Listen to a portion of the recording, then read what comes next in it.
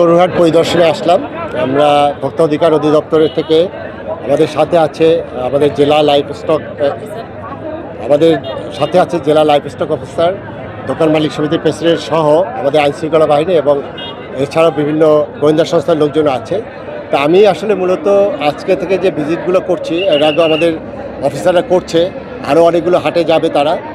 মূলত হাটের ব্যবস্থাপনা দেখতে এসেছি। এখানে গরু যারা নিয়ে আসছে সেখানে কোনো রকম পথে কোনো সমস্যা হচ্ছে কিনা, এবং গরুগুলো যে এখানে আসছে এবং যারা ক্রেতা বিশেষ করে তারা এইখান থেকে গরুগুলো স্মুথলি নিয়ে যেতে পারছে কিনা, সেই বিষয়টি দেখছি।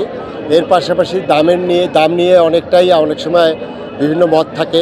সাধারণত যারা গরুটা লালন পালন করে তারা তো একটু লাভ করবে, এটাই স্বাভাবিক।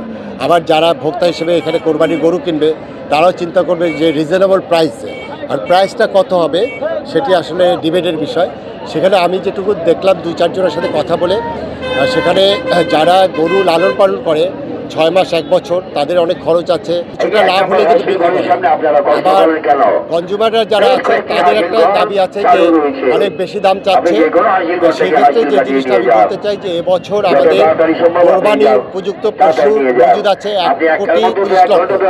আমাদের যদি 5% বেশিও এবার কোরবানি হয় তাতেও 1,05,00,000 পশু কোরবানি হবে। তাহলে 25 লক্ষ গরু বা ছাগল কিন্তু উদ্বৃত্ত থাকবে।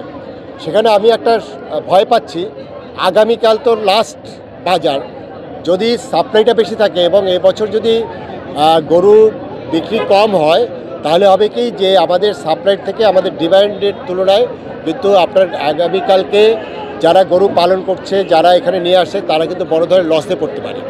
অর্থাৎ তারা দেখা গেল যে গরুটা আজকে 1 লাখ টাকা ছেড়ে দিত সেটি কালকে কিন্তু আরও কম টাকায় ছাড়তে হবে।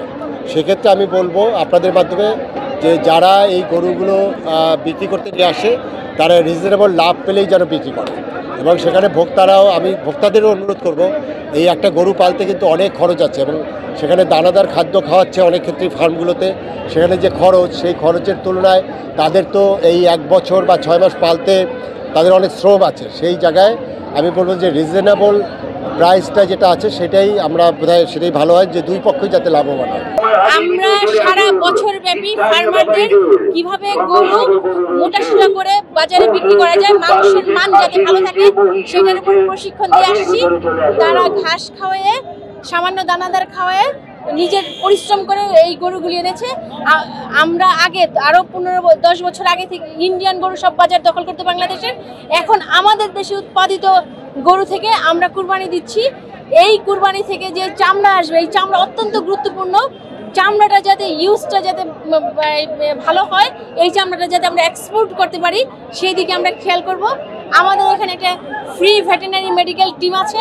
কোনো গরু জি এই যে সামনেই প্রত্যেক হাটে সারা বাংলাদেশের সব হাট আছে, ফ্রি ভেটেরিনারি মেডিকেল টিম আছে।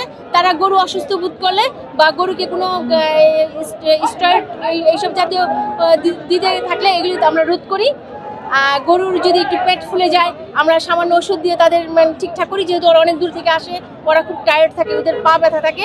এইগুলি আমরা কোনো অ্যান্টিবায়োটিক আমরা ব্যবহার করি না।